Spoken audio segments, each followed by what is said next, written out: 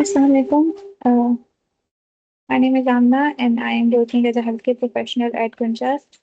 तो हम लोग की जो ये ट्रेनिंग सेशन है जिसमें हम लोग डिस्कस करें कि हम लोग को कोपायलट माइक्रोसॉफ्ट 365 कोपायलट को डिफरेंट हम लोग माइक्रोसॉफ्ट के एप्स हैं उसमें हम लोग किस तरह यूज कर सकते हैं लाइक वर्ड एक्सेल और आउटलुक पावर पॉइंट वगैरह।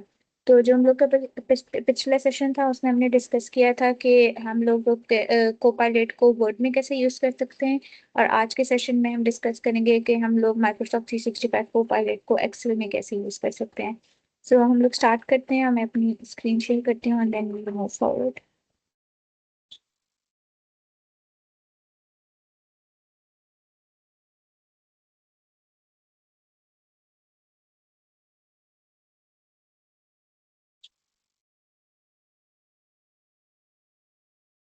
अच्छा, तो जैसे कि मैंने अभी डिस्कस किया कि हम लोग आज के सेशन में इसी पे बात करेंगे कि माइक्रोसॉफ्ट 365 कोपायलट को हम लोग एक्सेल में किस तरह यूज कर सकते हैं।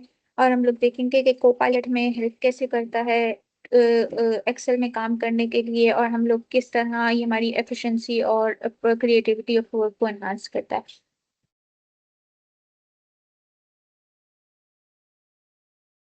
सो बिफोर स्टार्टिंग हम लोग के पास कोपायलट को हम लोग दो दो इम्पोर्टेंट चीजें जो हम लोग अपने माइंड में रखें कि there are two types of Copilot experience.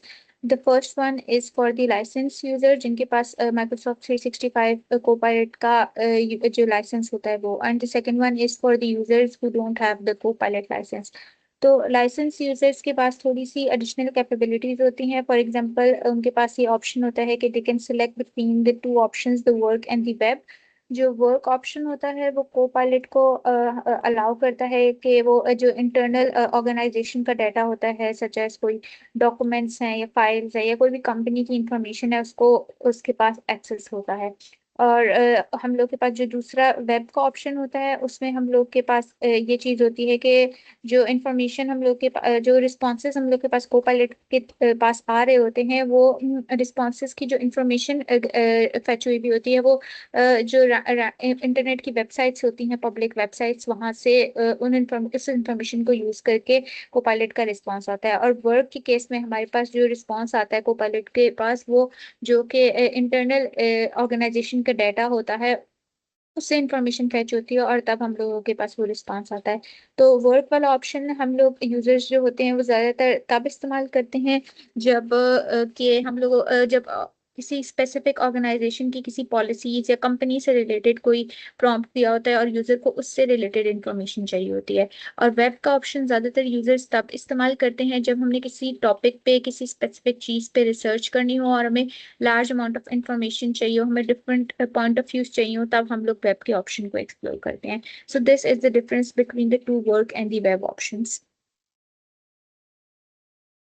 Now let's talk about के कोपायलट चैट को हम एक्सेल में क्यों यूज करते हैं। सो बेसिकली कोपायलट चैट जो हम लोग के पास यूजर्स को एक तो अलाउ करता है कि हम लोग जो भी एक्सेल की शीट्स होती हैं या स्प्रेडशीट्स होती हैं उनके उनमें हम लोग ज़्यादा एफिशिएंटली काम कर सकें, कि इंस्टेड ऑफ हम लोग मैनुअली एनालाइज करें लार्ज अमाउंट ऑफ जो भी डाटा है, या लार्ज अमाउंट ऑफ एक्सेल में हम लोग के पास बहुत ह्यूज अमाउंट ऑफ डाटा और शीट्स पड़ी होती हैं।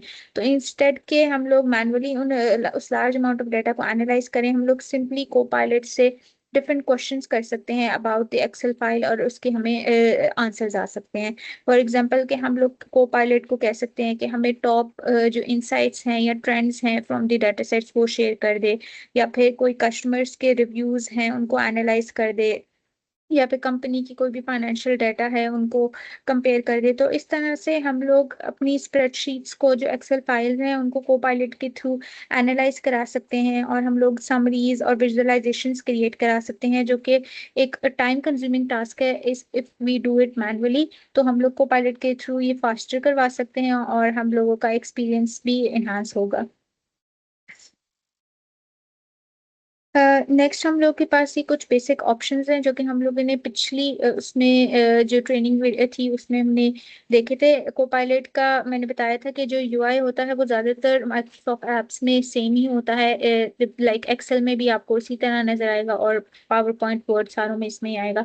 तो ये कुछ बेसिक ऑप्शंस थे जिसमें फर्स्ट हम लोग के पास ये जो ऊपर रिबन है यहाँ पे हम लोग के पास कोपायलट का ऑप्शन आता है। इसको ये अगर आपने कोपायलट का इंटरफेस को ओपन करना होता है then you just have to click this option, तो हम लोग के पास ये साइड पैनल में कोपायलट खुल जाता है। उसके बाद फिर हम लोगों के पास ये तीन लाइंस हैं। ये जो नेविगेशन पैनल है यहाँ पे आपके सारी जो प्रीवियस कन्वर्सेशन हिस्ट्री होती है वो आप देख सकते हैं कि आपने जो भी कन्वर्सेशन की हुई होती है। अगर किसी चार्ट को ओपन करना है तो उसको हम लोग इन थ्री बटन्स के यहाँ पे जाएंगे और यहाँ पे डिफरेंट चार्ट्स आ जाती हैं। आप जिस चार्ट को खोलना चाहते हो आप खोल सकते हैं। और फिर ये हम लोग के पास डाटा प्रोटेक्शन शील्ड। इसमें ये होता है कि जो भी आप लोग इंफॉर्मेशन है आपकी वो सारी प्रोटेक्टेड है और डाटा प्रोटेक्शन के जो भी आप चैट कर रहे हो वो आप लोग की इसकी इंफॉर्मेशन सेफ है। नेक्स्ट इज हम लोग के पास के ये वाला जो है बटन, इसमें अगर आपने कोई नई चैट स्टार्ट करनी होती है तो आप इस बटन को दबाते हैं और क्रॉस के पैनल से आप इस कोपायलट चैट को क्रॉस मतलब अपने इंटरफेस को बंद कर सकते हैं। यहाँ प्रॉम्प्ट बॉक्स में आप अपने आप प्रॉम्प्ट लिखते हैं, यूजर जो भी प्रॉम्प्ट लिखना होता है। और इसके नीचे अगर कोई डॉक्यूमेंट्स अटैच करने होते हैं तो कोई कंटेंट ऐड करना होता है तो आप इस प्लस के बटन को दबाते हैं। Then we have this button. अगर आपने कोई टूल्स या एजेंट्स वगैरह को एक्सेस करना है इन चैट तो आप इस बटन को क्लिक करते हैं और हम लोग अपना अगर यूजर ने इंस्टेड ऑफ मैनुअली हम लोग वो टाइप करें इंस्टेड दिस, अगर वो वॉइस से या चैट से अपना प्रॉम्प्ट देना चाह रहा है कोपायलट को तो हम लोग इस माइक के बटन को इनेबल कर सकते हैं। So these are the basic options जो हमने पहले भी डिस्कस किए थे। और यहाँ पे हम लोग के पास ये मल्टी सजेशन प्रॉम्प्ट्स आते हैं रिगार्डिंग द जो भी आप लोगों का डाटा होता है उससे रिलेटेड सजेशन प्रॉम्प्ट्स आते हैं तो यूजर उनको भी सिलेक्ट कर सकते हैं। और ये हमारे पास ऑटो सेव का बटन होता है जहाँ पे हम लोग इसको अनेबल कर देते हैं ताकि जो भी हम लोग चेंजेस कर रहे होते हैं अपनी फाइल्स में वो डायरेक्टली सेव होते जाएं। ये नहीं कि हम लोग सारा काम कर लें और एंड पे हम लोग की सारी जो ओरिजिनल फाइल है वही मेंटेन रहे, जो चेंजेस हैं वो सारी डिलीट हो जाए। तो साथ खुद ब खुद चेंजेस के लिए हम लोग ऑटो सेव के बटन को अनेबल कर देते हैं। फिर हम लोग के पास जब रिस्पॉन्स आ जाता है, जब एक यूजर ने एक प्रॉम्प्ट लिख दिया है और उसके बाद उसका जब हम लोग के पास रिस्पॉन्स आ गया है तो हम लोग के इस तरह का कुछ पैनल हमारे सामने आता है जिसमें हम लोग के पास ये रिस्पॉन्स बॉक्स है। जब जो भी प्रॉम्प्ट का रिस्पॉन्स है वो यहाँ पे आ रहा होता है। नीचे उसकी सोर्सेज बता रही होती हैं कि जो रिस्पॉन्स आया है उसकी इंफॉर्मेशन कहाँ से ली गई है। यू कैन वेरीफाई कि आपका रिस्पॉन्स ठीक आया है या नहीं bye checking out the sources. और फिर हम लोग के पास नीचे जो ऑप्शंस हैं या ये इसमें आप अगर आप ये चार्ट वगैरह फॉर एग्जांपल इसको ऐड करना चाह रही हैं इस एक्सेल शीट में तो you can click this plus button और डायरेक्टली वो आपके डॉक्यूमेंट में वो चीज़ ऐड हो जाती है। आपका रिस्पॉन्स जो है आप इसको कॉपी भी कर सकते हैं, फीडबैक भी प्रोवाइड कर सकते हैं और इसका लिंक भी अगर आपने किसी फ्रेंड के साथ शेयर करना है तो you can just copy that link by pressing this button and send it to your anyone। और उसके बाद ये हमारे पास वही सजेशन प्रॉम्प्ट्स आ रहे होते हैं और नीचे हमारे पास प्रॉम्प्ट बॉक्स है जहाँ पे यूजर अपना प्रॉम्प्ट लिखता है। Now this is a small 15 second video जिसमें हम लोग ये बताया गया है कि एक्सेल में डायरेक्टली हम लोग कोपायलट को किस तरह यूज कर सकते हैं to create a chart. So let me just play this video. इसमें यहाँ पे जो प्रॉम्प्ट बॉक्स था यहाँ पे यूजर ने लिखा है कि टॉप इनसाइट्स और trends of this data share करे एंड क्रिएट अ विजुअलाइजेशन। और को पायलट ने यहाँ पे हमें एक चार्ट बना के दे दिया है और इसकी सोर्स भी बता दी है और इस चार्ट को हम लोग डायरेक्टली ऐड भी कर सकते हैं अपनी एक्सेल की शीट के अंदर bye pressing this insert button. उसके बाद ये दूसरी हम लोग के पास ये वो थी वीडियो। अच्छा ये दूसरी वीडियो है जिसमें हम लोगों ने उसने कहा है कि टॉप इनसाइट्स और ट्रेंड्स को हम लोग के पास शेयर करें और विजुअलाइजेशन क्रिएट कर दें। लेकिन इसमें क्या हुआ है कि उसने ना एक और फाइल का भी हमें रेफरेंस दे दिया है। तो हम कोपायलट में ये भी कर सकते हैं कि अगर हम कोई और फाइल का रेफरेंस देना चाह रहे हैं जिससे वो इंफॉर्मेशन गैदर करे और फिर हम लोगों के पास चार्ट्स वगैरह बनाए। तो हम लोग, ये हमें ज़रूरी नहीं होता कि हम लोग अपनी इस फाइल को या डाटा को जो भी जिस पे हम काम कर रहे हैं उसको हम लोग पूरा क्लोज करें और फिर हम लोग उसको रेफरेंस दें। हम लोग अपनी चैट के अंदर ही, जिस तरह इन्होंने यहाँ पे मैं वीडियो फिर से प्ले करती हूँ। यहाँ पे लिखा हुआ है कि share the top insights and trends of this data and create a visualisation. और फिर ये फाइल को डायरेक्टली हम लोग बैकस्लैश का बटन दबाते हैं और जो भी फाइल हम लोगों को अटैच करनी होती है वो हम लोग अटैच कर सकते हैं। जैसा कि इस वीडियो में यहाँ पे इन्होंने बटन पे बैकस्लैश का बटन एंटर किया और यहाँ पे फाइल्स हम लोग के पास नीचे आ जाती हैं। अगर हमें कोई इन्फॉर्मेशन चाहिए जो डिफरेंट फाइल में है तो हम लोग कोपायलट की चैट में वो फाइल भी अटैच कर सकते हैं by pressing the backslash button. आपके पास डिफरेंट फाइल्स जो आपकी सेव हुई होती हैं वो आ जाती हैं। आप उस फाइल में से सिलेक्ट करेंगे और कोपायलट चैट में वो फाइल आपकी एंटर हो जाती है और इसके जरिए आप डायरेक्टली अपनी, आपको अगर इंफॉर्मेशन किसी और फाइल से भी चाहिए तो वो भी आपकी इसमें एंटर हो जाती है। आपको ज़रूरत नहीं होती कि आप इस पूरी एक्सेल फाइल को या जो भी आपने चार्ट खोली है उसको क्लोज करें और फिर दूसरी फाइल खोलें, तो वो एक लंबा टास्क है। तो हम लोग कोपायलट को इन चीज़ों में, ये इस तरह से कोपायलट छोटी छोटी तरीकों से हम लोगों की हेल्प करता है और हमारे थोड़ा काम जल्दी हो जाने लग जाता है। उसके बाद हम लोग बिफोर स्टार्टिंग हम लोग के पास है एक चीज हम लोग के पास ध्यान में रखनी चाहिए कि फर्स्ट जब हम लोग एक्सेल पे काम कर रहे होते हैं तो हमारे पास जो ऑटो सेव का बटन होता है वो ऑन होना चाहिए।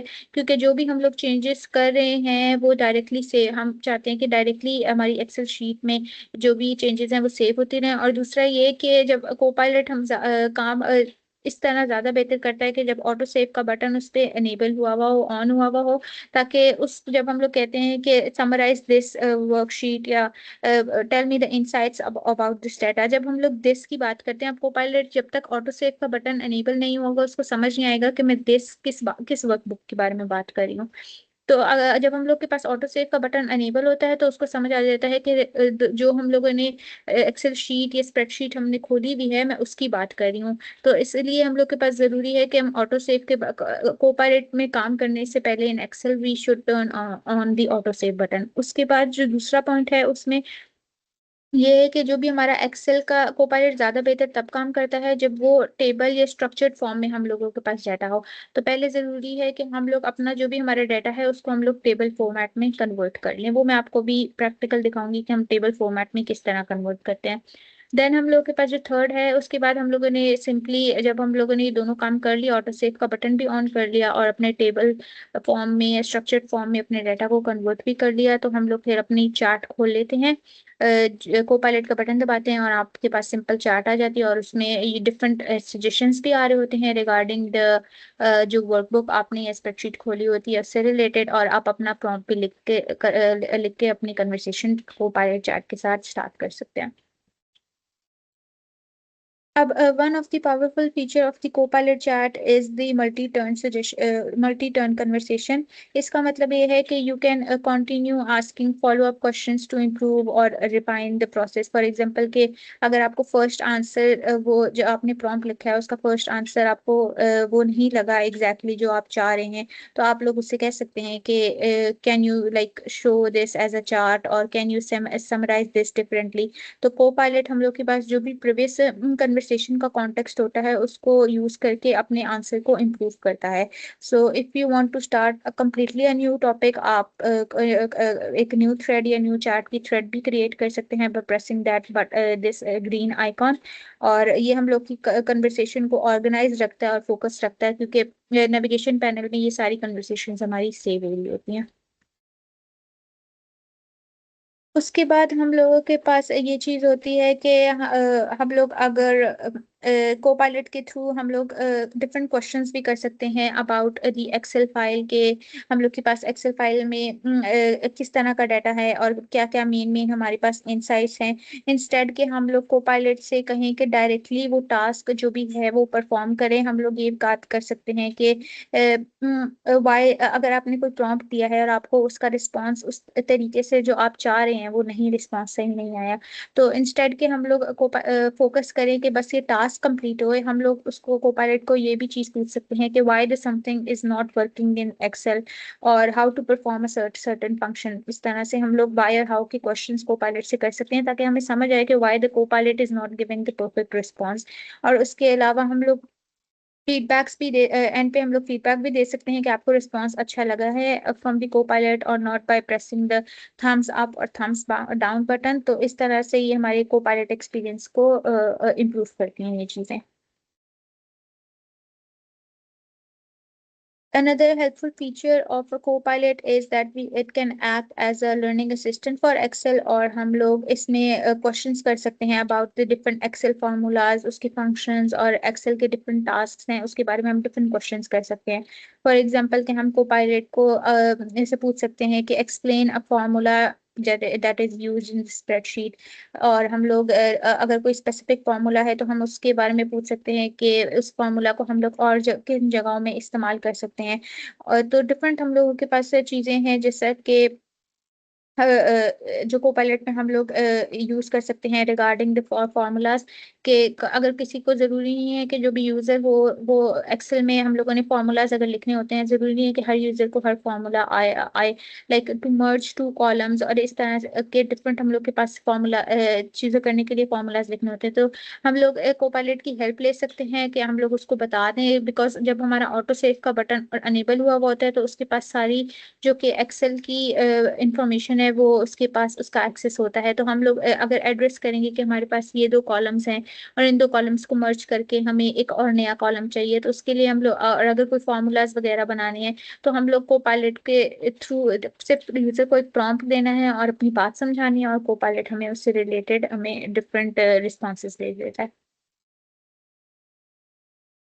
यही वो ये वही हम लोगों के पास बात हो रही है स्लाइड में भी कि हम डिफरेंट क्वेश्चंस फॉर्मूला से रिलेटेड एक्सेल में किस तरह कर सकते हैं। लाइक के गिवन एग्जाम अगर हमने एग्जांपल लेनी है कि एक स्पेसिफिक फॉर्मूला को हम लोग किस तरह यूज कर सकते हैं एक्सेल में, तो कोपायलट हमें एक एग्जाम प्रॉपर एक्सप्लेनेशन दे देता है कि इस तरीके से हम लोग के पास है, जैसे कि स्क्रीनशॉट में बताया भी है कि इस तरीके से इस फॉर्मूला को हम लोग यूज कर सकते हैं, जिससे यूजर को ज्यादा बेहतर तौर पे चीजें समझ आ जाती हैं। और अगर वो मैनुअली भी करना चाह रहा है तो वो manually step by step steps जो हैं उनको फॉलो कर सकता है, और अगर वो को पायलट को भी प्रॉम्प्ट दे तो को पायलट डायरेक्टली वो काम उसको करके दे देता है। ये सारे वो ही हैं कि फॉर्मूला राइट करने के लिए करने के लिए भी हम यूज कर सकते हैं। अगर कोई फॉर्मूला समझ नहीं आ रहा तो उसको एक्सप्लेन भी कर सकते हैं, और उससे रिलेटेड हम लोग डिफरेंट क्वेश्चंस भी पूछ सकते हैं।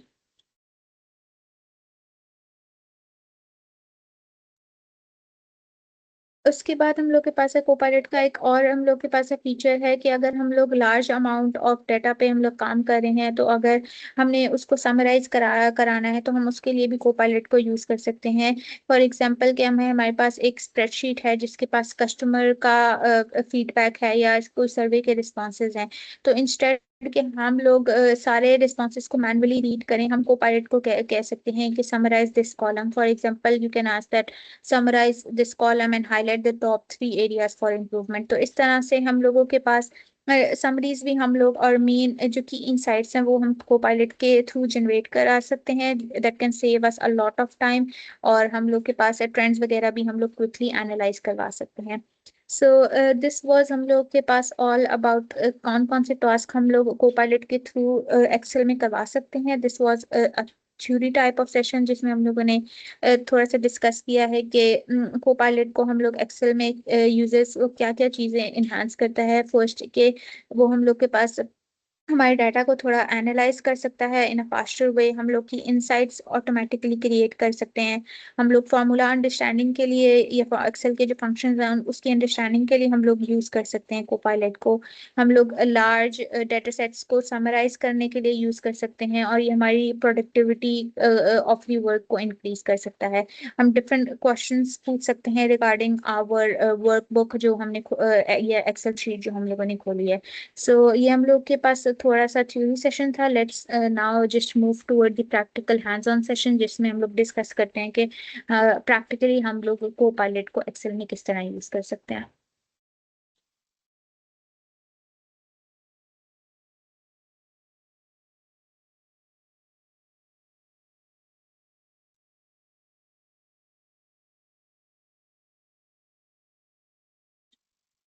अच्छा, यहाँ पे मैंने एक्सेल में मेरा हमारे पास क्योंकि एक्सेल में ज़्यादातर हम लोग लार्ज अमाउंट ऑफ डाटा और वर्कबुक और स्प्रेडशीट्स में काम करते हैं, तो मैंने एक हेल्थ केयर का डाटा सेट है जो कि मैंने पहले से एज एन एग्जांपल हम लोगों ने मैंने सेव किया हुआ है।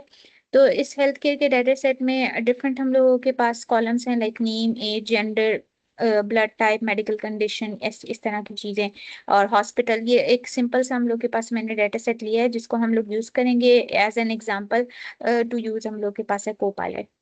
तो सबसे पहले जो मैंने हम लोगों ने अभी प्रेजेंटेशन में ये बात देखी थी कि जब भी हम लोग कोपायलट में काम करना चाह रहे होते हैं इन इन इन एक्सेल, तो हम लोगों ने जो ऑटो सेव का बटन होता है उसको अनेबल करना होता है, ताकि जो भी चेंजेस हमारी इस original health care data set की फाइल में मेरी जो भी चेंजेस होंगी वो ऑटो सेव होती रहे, मुझे बार बार खुद उसको सेव ना करने का, और एंड पे ये ना हो कि जब मैंने क्रॉस करूँ तो मेरी सारी चेंजेस खत्म हो जाए। तो इसलिए मैं अपनी फाइल को एक तो यहाँ पे ऑटो सेव के बटन को यहाँ से इनेबल कर लेती हूँ, बल्कि यहाँ से पहले मैं अपनी फाइल को सेव कर लिया।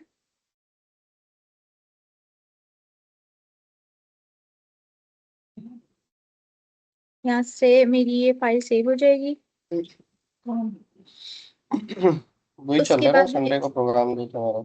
जो मेरा ये ऑटो सेव का बटन है यहाँ पे ये डायरेक्टली अनेबल हो गया। अब मैं जो भी चेंजेस अपनी एक्सेल फाइल में करती जाऊंगी वो डायरेक्टली इस वर्कशीट में सेव होती जाएंगी। दूसरा, हम लोगों के पास एक चीज हमने ये देखी थी कि हमारा जो एक्सेल में जब हम काम कर रहे होते हैं तो कोपायलट में स्ट्रक्चर्ड जो डाटा होता है वो या टेबल्स की फॉर्मेट में जो डाटा होता है उसको ज्यादा बेहतर से वो अंडरस्टैंड कर लेता है, और फिर हमारे पास रिस्पॉन्सेज ज्यादा बेहतर आते हैं। तो हम लोग इस डाटा को पहले टेबल की फॉर्मेट में कन्वर्ट कर लेंगे। So to convert it in table format, हम लोग आप लोग के पास जो आपके कीबोर्ड होते हैं उसमें आप लोग सिंपली आप इस डाटा होल डाटा को सिलेक्ट करते हैं। You can just press the CTRL+A button. ठीक है, आप अपने कीबोर्ड पे एक CTRL का बटन होता है और +A की होती है। आप CTRL+A जब प्रेस करते हैं तो आपके पास जिस तरह आप ये देख सकते हैं कि मेरा पूरा डाटा जितना भी एक्सेल फाइल में था वो सिलेक्ट हो गया है। अब इसको हम लोग टेबल फॉर्मेट में कन्वर्ट करने के लिए आप CTRL+T प्रेस करते हैं तो आपके पास ये मेरे पास एक छोटा सा बॉक्स आ गया है क्रिएट टेबल के नाम से। और इसमें आपने इस जो चेक मार्क है ना इसको अनेबल कर देना है कि माई data my table has headers.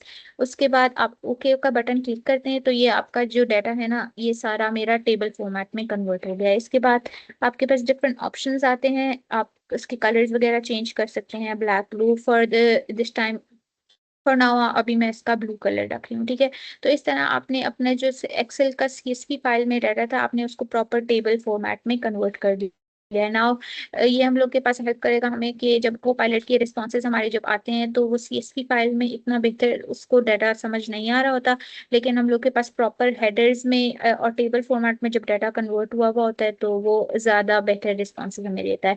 तो हम लोगों ने सिंपली अपने डाटा को टेबल फॉर्मेट में कन्वर्ट कर लिया।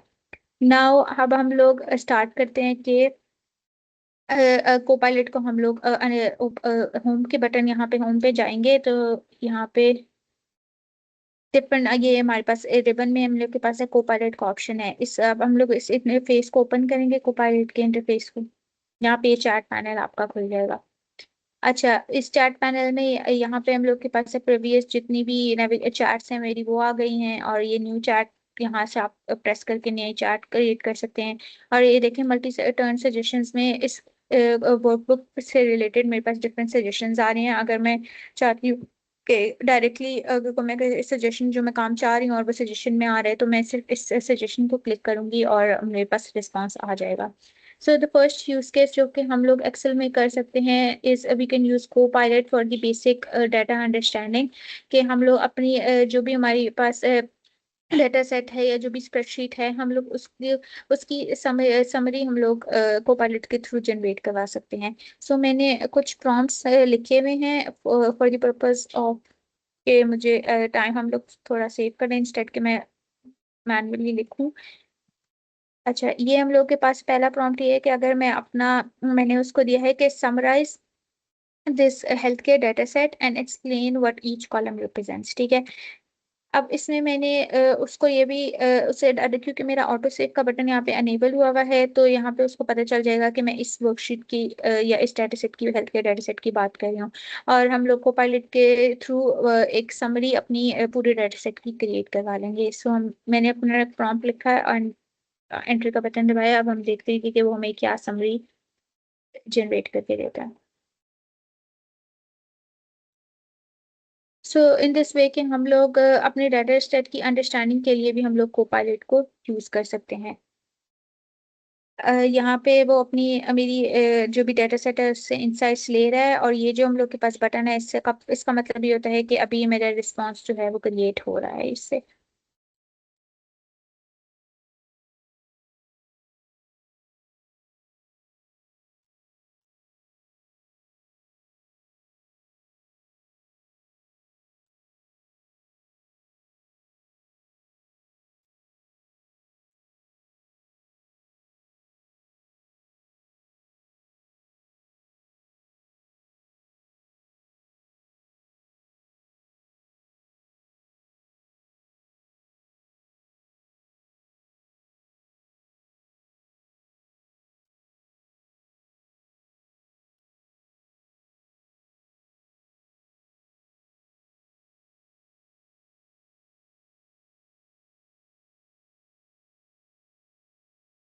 अच्छा, ये हम लोग के पास इसने 14 स्टेप्स के अंदर ये सारे मेरे जो डाटा सेट है उसको हम लोग के पास है, उसकी सारी डिटेल्स वगैरह बता दी हैं कि इसमें इतनी रोज और कॉलम्स वगैरह थे। और जो भी कॉलम, कौन कौन से कॉलम्स हैं, वो कॉलम्स के हमारे कौन कौन से कॉलम्स हैं, उन कॉलम्स के सारे नाम वगैरह बता दिए हैं। और उसके बाद फिर डेमोग्राफिक्स में सारे जो हर कॉलम के डेमोग्राफिक्स थे, जिसमें एज, जेंडर और ब्लड टाइप था, जो कि हम लोग ने यहाँ पे देख सकते हैं, वो भी हमें मेंशन कर दिए हैं। और ये जो हेल्थ केयर का डाटा सेट है उसने मतलब 7 सोर्सेज भी प्रोवाइड किए हैं कि जो इन्फॉर्मेशन ली गई है वो इस हेल्थ केयर डाटा सेट को से ली गई है। तो हम लोग इसको वेरीफाई भी कर सकते हैं। बाकी भी जो हम लोग के पास है टॉप 5 मेडिकल कंडीशंस, क्योंकि हमने उससे कहा था कि समरी जनरेट कर दे, तो उसमें उसने टॉप 5 मेडिकल कंडीशंस और टॉप वो भी हम लोगों के पास बता दिए हैं, उनकी परसेंटेजेस वगैरह। और बाकी जितनी भी हम लोग के पास समरी थी वो उसने जनरेट कर दिया हम लोगों के पास। उसके बाद एक नीचे कॉलम भी है जिसमें हमें बता दिया कि हर एक जो कॉलम था वो क्या रिप्रेजेंट करता है, क्योंकि हम लोगों ने अपने प्रॉम्प्ट में ये चीज उससे कही भी थी कि हमें बताए कि ये हर एक प्रॉम्प्ट क्या रिप्रेजेंट कर रहा है, जिसमें उसने एक एक कॉलम, यहाँ पे एक एक कॉलम का नाम है और उसकी एक्सप्लेनेशन भी हम लोग के पास यहाँ पे दी हुई है।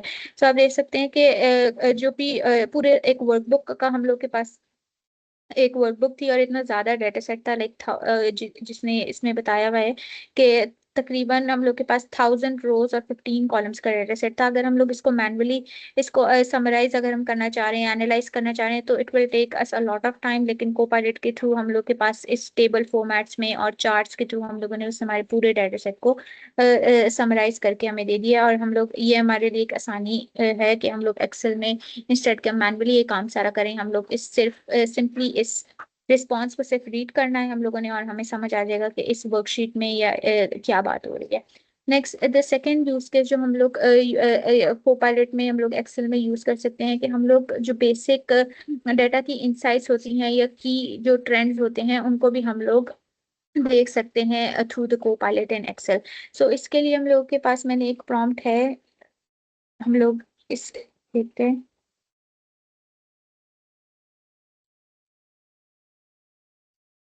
अच्छा, बेसिक जो जैसे कि अगर हमने कोई की इंसाइट्स देखनी है डाटा में, क्या ट्रेंड डाटा में चल रहा है, उसके लिए भी हम लोग कोपायलट को यूज कर सकते हैं। तो मैंने अभी एक प्रॉम्प्ट लिखा है कि show me the key insights from this data and then write a short executive summary of the key insights from this data including the patient demographics, कोई बिलिंग ट्रेंड्स जो हैं वो, and the common medical conditions. तो हम लोग enter करते हैं और देखते हैं कि हमें ये क्या की इंसाइट्स इस डाटा से रिलेटेड हमें प्रोवाइड करता है वो।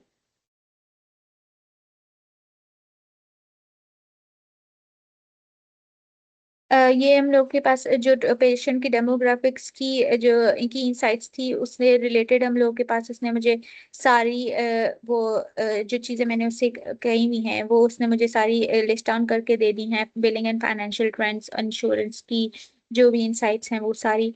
और ओवरऑल कंक्लूजन भी मुझे यहाँ पे इसने प्रोवाइड कर दिया है। अगर मैं इससे कहूँ कि इस डिफरेंट हम लोग के पास नीचे सजेशंस भी आ रही हैं कि show billing trends bye condition.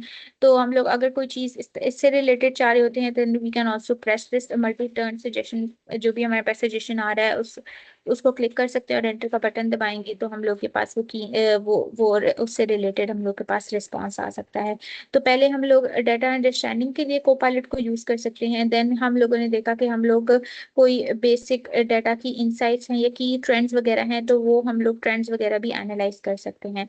Now the third use case के हम लोग अगर फिल्टरिंग करना चाह रहे हैं अपनी विद इन नेचुरल लैंग्वेज के हम लोग चाह रहे हैं कि कोई कॉलम्स हैं उनमें से कुछ फिल्टर होके हम अलग से हमारे पास एक एक्सेल की शीट आ जाए तो वो काम भी हम लोग कोपायलट के थ्रू करवा सकते हैं। उसके लिए हम लोग मैंने एक यहाँ पे सिंपल एक प्रॉम्प्ट लिखा हुआ है। अब इस जो हम लोग के पास मेरे पास ये जो एक्सेल की वर्कशीट है ना इसमें हम लोग के पास जो एज का कॉलम है आप देख सकते हैं कि उसमें डिफरेंट पर्सन है उनके डिफरेंट एज है। मैं अब चाह रही हूँ कि मुझे सिर्फ ऐसी शीट मिले जिसमें सिर्फ पेशेंट की जिनकी 60 ईयर्स से ऊपर एज है वो सिर्फ हम लोग के पास है उन पेशेंट्स के नाम उस शीट में हो। तो मैंने कोपायलट को कह दिया है कि शो दी पेशेंट्स अबव 60 ईयर्स ओल्ड। अब हम लोग इसको एंटर करते हैं और देखते हैं कि वो हमें क्या देता है रिस्पॉन्स।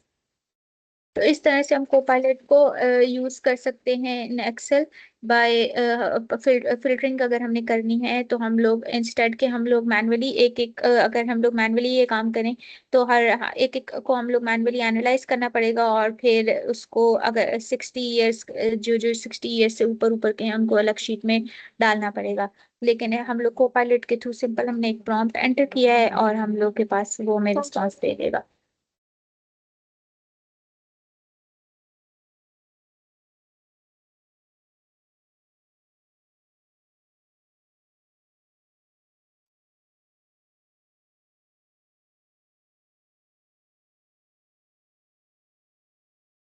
ये थोड़ा सा हम लोग के पास टाइम लेता है रिस्पॉन्स जनरेट करने में सो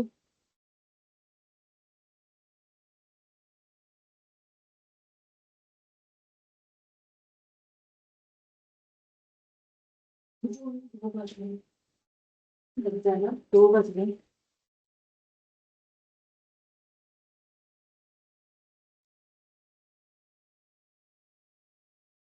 ठीक है। तो जो जैसे कि मैंने इसको प्रॉम्प्ट दिया था कि शो दी पेशेंट्स अबव 60 ईयर्स ओल्ड तो उसने मुझे एक एक्सेल फाइल और एक सीएसवी फाइल दोनों का हम लोग के पास है लिंक मुझे प्रोवाइड कर दिया है जिसको मैं डाउनलोड अभी करके आपको दिखाती हूँ कि जिसमें सिर्फ ऐसे पेशेंट्स होंगे जिनकी एज 60 ईयर्स से अबव हो। ये सिर्फ मैंने एज एन एग्जाम्पल किया है। अगर आप कोई और फिल्टर लगाना चाह रहे हैं अपनी जैसे अगर आप सिर्फ जेंडर का फिल्टर फॉर एग्जाम्पल लगाना चाह रहे हैं कि सिर्फ फीमेल आपके उस फाइल में फीमेल को अलग से लिस्ट कर दे और मेल को अलग से लिस्ट कर दे तो आपने बस प्रॉम्प्ट में उसको वो चीजें बतानी होती हैं and it can make an Excel file for you.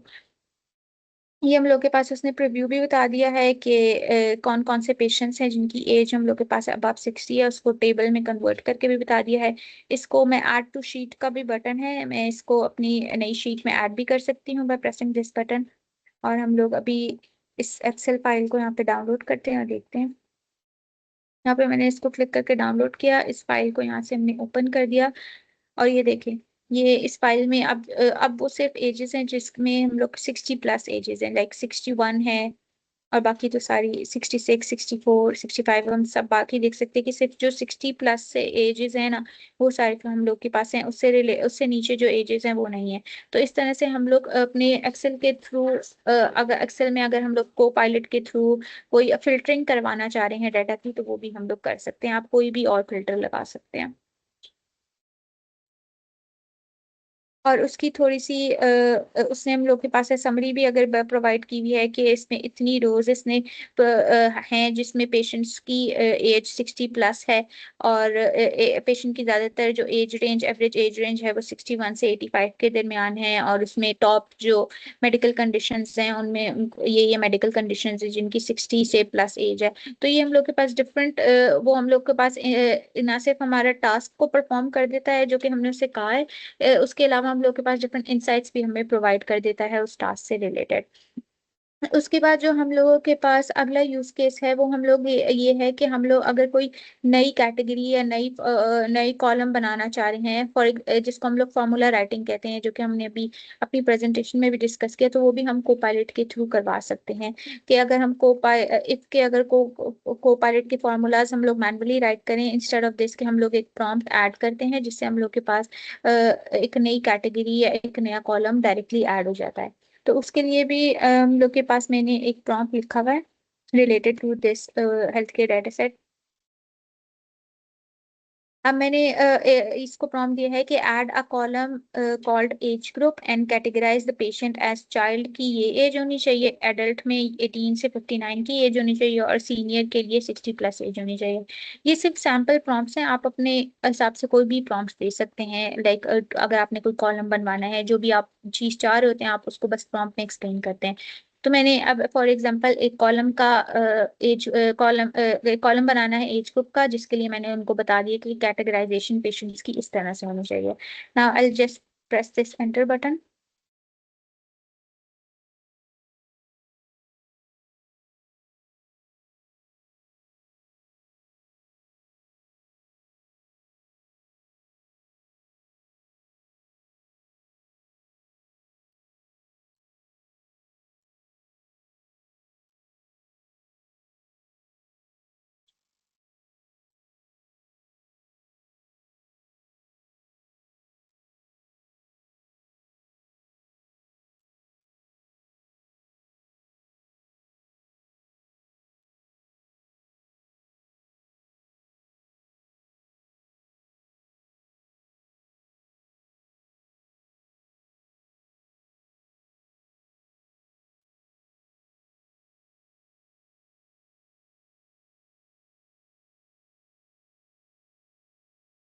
Excel में प्रोवाइड कर दी है जिसमें एज ग्रुप का कॉलम CSV में भी है। और अगर मैं अगर मैं सिर्फ उस फाइल को अपडेट करना चाह रही हूँ जिसमें मैंने ऐसे कहा था कि 60 एज से प्लस पेशेंट्स को डाले, तो उसमें भी ये एज ग्रुप वाला काम इसने मुझे करके दे दिया है। तो मैं ओरिजिनल चैनल फाइल ये वाली डाउनलोड कर लेती हूँ और इसमें हम देखते हैं कि इसने काम सही से किया है या नहीं। तो ये देखें, ये एज ग्रुप का कॉलम था और इस एज ग्रुप के कॉलम में इसने जो भी मैंने इसको कंडीशंस दी थी कि जो एज की कैटेगराइजेशन के हिसाब से उसने मुझे एज ग्रुप का कॉलम बना दिया है। और इसने मुझे बता दिया कि ये बंदा सीनियर है, ये अडल्ट है, और जो भी चाइल्ड होगा कोई तो वो इससे रिलेटेड भी मुझे नीचे इसने बताया हुआ होगा।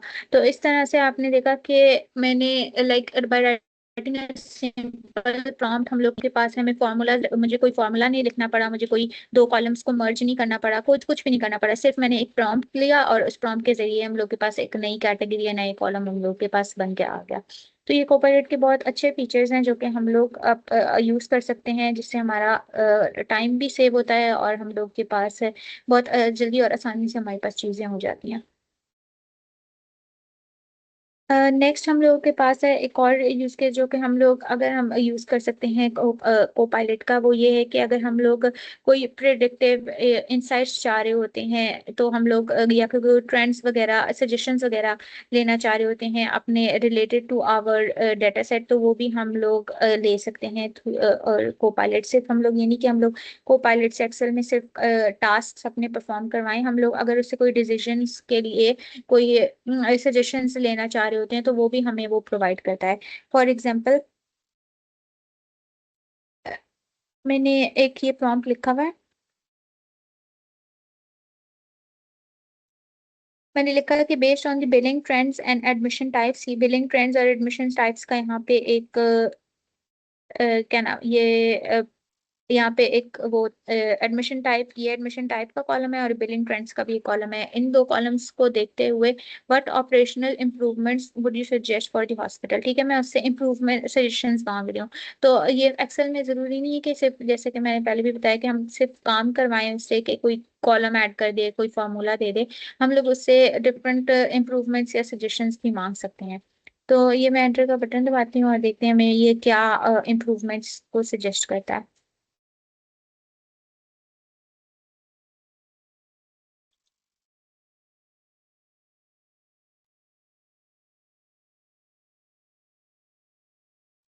तो ये इसने मुझे ऑपरेशनल इम्प्रूवमेंट की रिकमेंडेशंस प्रोवाइड हम लोग के पास से कर दी हैं, जिसमें डिफरेंट रिकमेंडेशंस वगैरह भी प्रोवाइड की हुई हैं, जिसको हम लोग थॉरली रीड कर सकते हैं। ये हम लोग के पास कॉस्ट एफिशिएंसी से रिलेटेड प्रोवाइड की हुई है, मैनेजमेंट ऑफ सीनियर पॉपुलेशन से रिलेटेड सजेशंस और रिकमेंडेशंस प्रोवाइड की हुई हैं। और डिफरेंट हम लोग के पास इसने ये जो भी समरी थी उसको हम लोग के पास से कन्वर्ट भी कर दिया इन द टेबल फॉर्मेट। अगर मैं चाहती हूँ तो इस समरी को शीट में अपनी ऐड भी कर सकती हूँ। फॉर एग्जाम्पल ये देखें, ये मैंने अपनी ऐड टू न्यू शीट किया। तो ये जो भी मेरी समरी थी ना, ये जो भी इम्प्रूवमेंट्स में चाहिए थी उसको जो टेबल में उसने कन्वर्ट किया था, उसने इसको यहाँ पे टेबल में कन्वर्ट किया था, और इस टेबल को मैंने अपनी शीट में ऐड कर लिया। तो यहाँ से डायरेक्टली उसने मुझे एरिया, अपॉर्चुनिटी और एक्सपेक्टेड इम्पैक्ट, ये सारी सजेशंस मुझे उसने प्रोवाइड कर दिए। इसके अलावा अगर मैं ऑटोमेटिकली कोई एक्सेल में चार्ट्स वगैरह बनवाना चाह रही हूँ by looking at certain columns, तो वो भी मैं कोपायलट के थ्रू करवा सकती हूँ। फॉर एग्जांपल मैं इसे कहती हूँ कि make a chart for the top 5 billing amounts with patient names.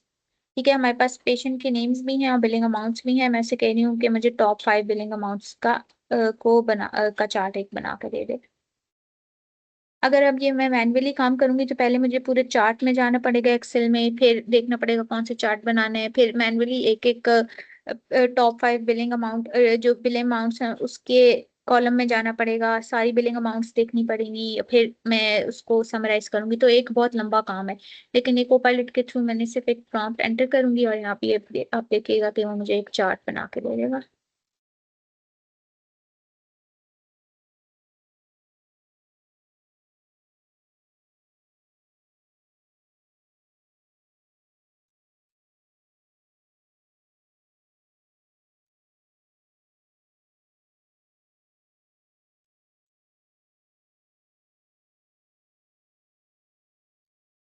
अ, ये आप देख सकते हैं कि उसने मुझे चार्ट बना के दे दिया है, टॉप 5 बिलिंग अमाउंट्स का पेशेंट। उसने मुझे पेशेंट के नेम इस तरफ बता दिए हैं, जो भी बिलिंग अमाउंट्स हैं वो भी बता दी हैं। ठीक है, ये यहाँ पे हम लोग के पास बिलिंग अमाउंट्स हैं, और इसको मैं अपनी शीट में भी ऐड कर सकती हूँ by pressing this add to new sheet button. ये मेरा डायरेक्टली ये चार्ट जो है वो मेरी नई शीट में ऐड हो गया है। इसके अलावा अगर मैं अलग से डाउनलोड करना चाह रही हूँ तो मैं ये उसने मुझे डाउनलोडेबल लिंक्स भी प्रोवाइड किए हुए हैं, जिसको CSV एक्सेल फॉर्मेट में मैं डाउनलोड भी कर सकती हूँ। और फिर उसने मुझे एक्सप्लेन भी किया हुआ है कि अगर मैं पढ़ना चाह रही हूँ थोड़ा सा और डिटेल में, तो मैं ये इसने मुझे बता दिया कि ये पेशेंट्स के नेम हैं और उनकी बिलिंग अमाउंट्स ये हैं, और उससे रिलेटेड इंफॉर्मेशन भी प्रोवाइड मुझे कर रही है।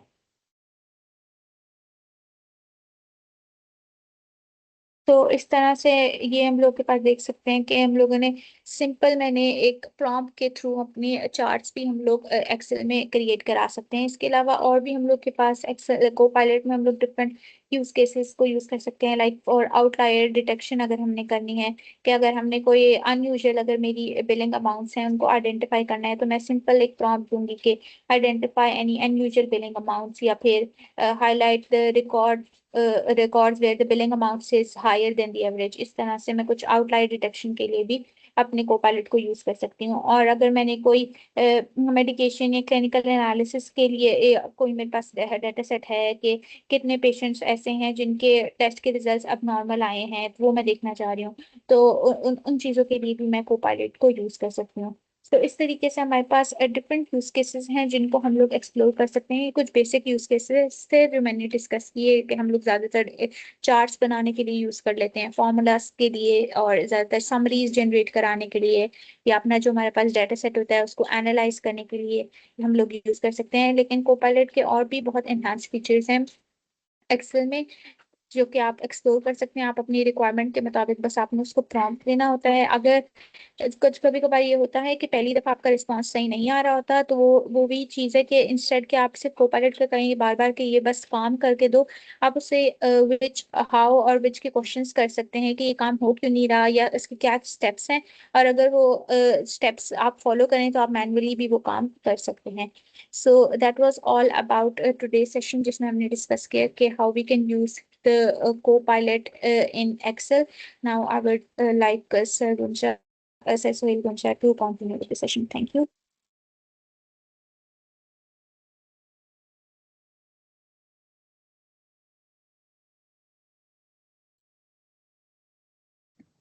बहुत शुक्रिया मिस आमना, माशाल्लाह बहुत अच्छी ट्रेनिंग की थी आज भी आपकी। ये वीडियो जो है ना, आप थोड़ा सा इसको एडिट कर लीजिएगा। शुरू की जो डिस्कशन है आपकी ट्रेनिंग से पहले, उसको इसमें से करके माइनस डिलीट करके बाकी को फिर आप जो है ना कह लीजिए अपडेट कर दीजिएगा यूट्यूब पे, और लिंक शेयर कर दीजिएगा। तो आज पार्टिसिपेंट्स कम है, मेरे ख्याल है रमज़ान